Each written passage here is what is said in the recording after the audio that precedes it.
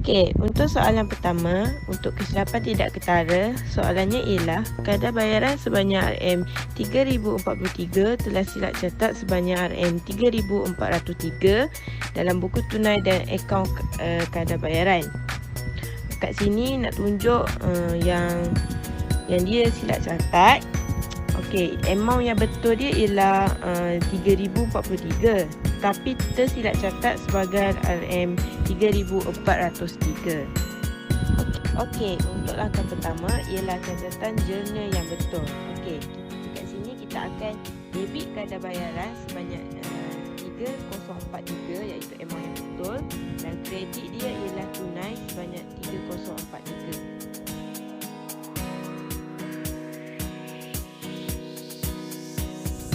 Okey, untuk langkah kedua, kita akan catat catatan jurnal yang salah. Okey, kat sini dia salah amount. Okey, kita akan debit kadar bayaran sebanyak 3,403 dan kita akan kredit tunai 3,403. Kat sini nak tunjuk bahawa amount dia salah. Okey, yang tadi amount yang betul, yang ni amount yang salah. Dia terlebih catat. Okey, untuk langkah ketiga, kita akan melakukan catatan ledger yang salah. Kat sini ada dua ledger, iaitu ledger tunai dengan ledger kadar bayaran. Okey, untuk dia punya kedudukan tu tetap sama berdasarkan jurnal yang tadi, tetapi dia punya butiran tu kita akan kontrakan dia. Kalau macam dekat tunai tu belah kredit, kita akan tulis amount dia belah kredit, dan dia punya butiran tu kita akan kontra, iaitu kadar bayaran. Jadi dekat tunai, ledger tunai tu belah kredit kita akan tulis kadar bayaran sebanyak 3,403. Ledger kadar bayaran kita akan tulis tunai belah debit sebanyak 3,403. Okey, langkah keempat iaitu imbangan duga. Kat imbangan duga ni kita akan ada dua item. Okey, untuk meletakkan dia antara belah kredit ataupun belah debit, kita akan rujuk berdasarkan langkah ketiga tadi, iaitu ledger. Lepas kita tutup semua tu, kita akan dapat baki HB, dan baki HB kita akan bawa ke bawah, jadi baki bawah-bawah. Okey, kalau untuk akaun kadar bayaran, bila kita dah siap-siap semua tu, kita akan dapat baki hantar bawah belah kredit.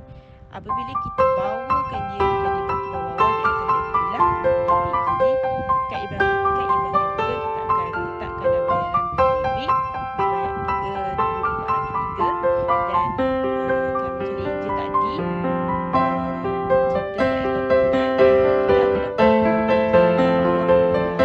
debit. Lepas tu kita akan hantar dia baki bawah belah kredit, dia akan tersilap. Jadi kita akan dapat kat imbangan duga tunai sebelah kredit sebanyak 3,403, dan kita imbangkan dia.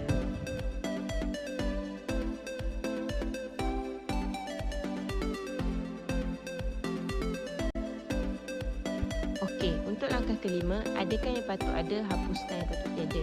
Dalam kes ni, kita terlebih catat. Okey, oleh itu, kita nak hapuskan amount yang terlebih catat tu. Jadi, okey, dalam akaun tunai dekat sini, dia amount kadar bayaran 3,403, yang amount yang salah tu terletak di sebelah kredit. Jadi kita nak hapuskan yang amount terlebih tu. Okey, macam mana nak dapat amount yang kita nak tolak tu? Kita ambil amount yang salah tolak dengan amount yang betul, iaitu 3,403 tolak dengan 3,043. Kita akan dapat amount yang salah sebanyak 360. Jadi kalau dekat akaun tunai kadar bayaran dah sebelah kredit, kita akan mendebitkan tunai sebanyak 360 sebab kita nak hapuskan amount yang terlebih catat. Okey. Manakala untuk akaun kadar bayaran, okey, dekat dia punya akaun tu, kita kan letak tunai 3,403 sebelah debit. Jadi kita nak hapuskan amount yang terlebih tu, kita akan letak sebelah kredit untuk hapuskan amount tersebut. Jadi apabila kita dah letak sebelah kredit, kita akan mengkreditkan kadar bayaran sebanyak 360.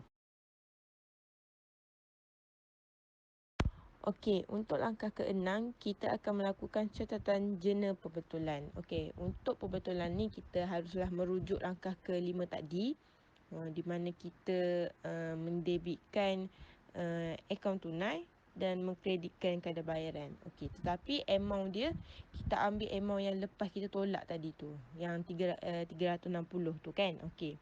Kat sini kita akan mendebitkan tunai sebanyak 360 dan mengkreditkan kadar bayaran sebanyak 360.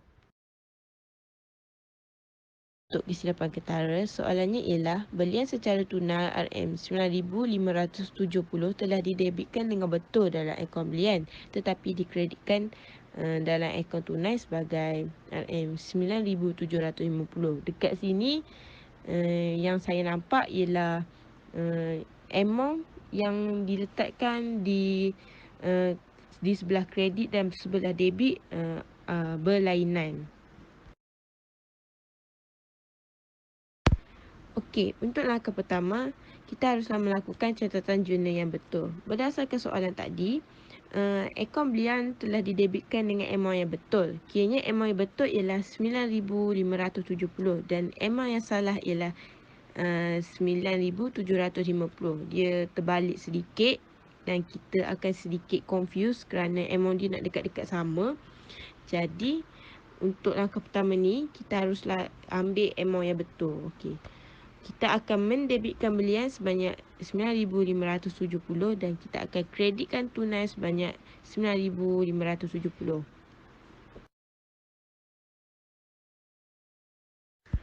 Okey, untuk langkah kedua iaitu catatan jurnal yang salah. Dekat sini akan menjadi lain sikit daripada jurnal yang daripada soalan pertama tadi.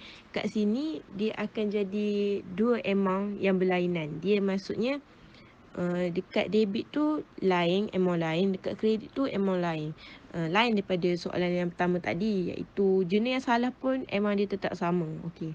Dekat kes ni dia amount lain sedikit. Okey. Dekat sini kita akan mendebitkan belian sebanyak 9,570 iaitu amount yang betul.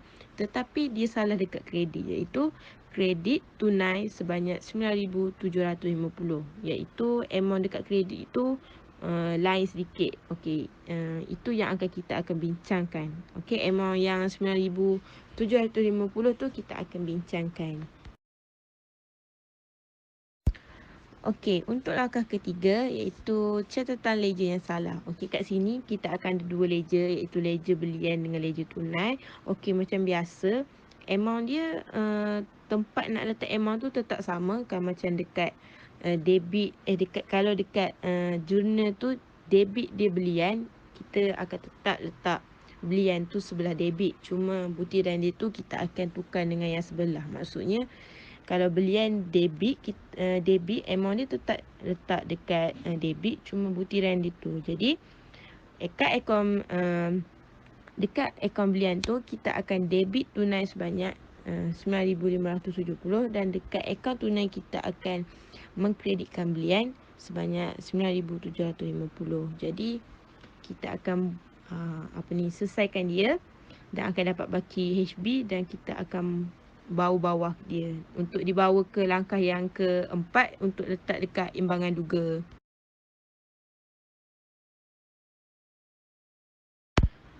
Okey, untuk langkah keempat untuk imbangan duga, bagi menentukan diduduk sebelah kredit ataupun sebelah debit, kita haruslah merujuk langkah ketiga tadi.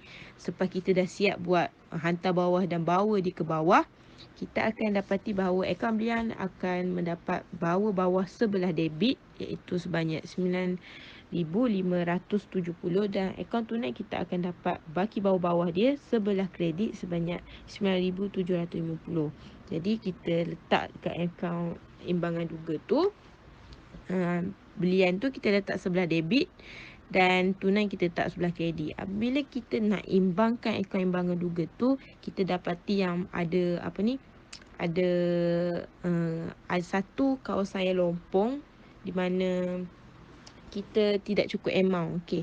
Bila kita nak imbangkan akaun imbangan duga, kita haruslah mengambil yang amount yang besar. Okey. Bila kita dapat amount yang besar, lain daripada kes yang soalan pertama tadi, kita dapat amount yang sama kan. Okey, kalau dekat sini kita dapat amount yang berbeza kerana amount sebelah debit berlainan dan amount sebelah kredit berlainan. Jadi dekat sini saya dapati bahawa amount yang paling besar dekat sini ialah amount yang sebelah kredit.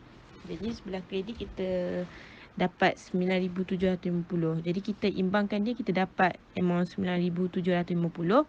Jadi sebelah debit tu akan terjadi satu lompong yang lompong sebanyak 180. Jadi kita akan letakkan nama ataupun nama butiran untuk 180 tu sebagai akaun tergantung.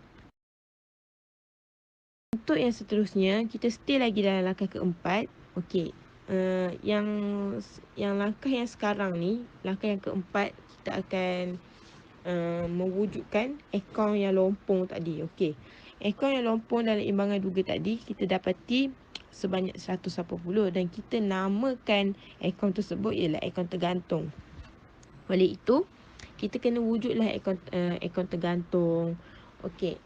Dalam akaun tergantung ni, untuk menentukan kedudukan sama ada dia duduk sebelah debit ataupun sebelah kredit, dia ditentukan berdasarkan imbangan duga tadi. Okey, dekat imbangan duga tadi, akaun tergantung terletak di sebelah debit sebanyak 180. Oleh itu, dekat akaun tergantung kita letak juga sebelah debit, tapi nama butiran tersebut kita akan letak perbezaan dalam imbangan duga sebanyak 180.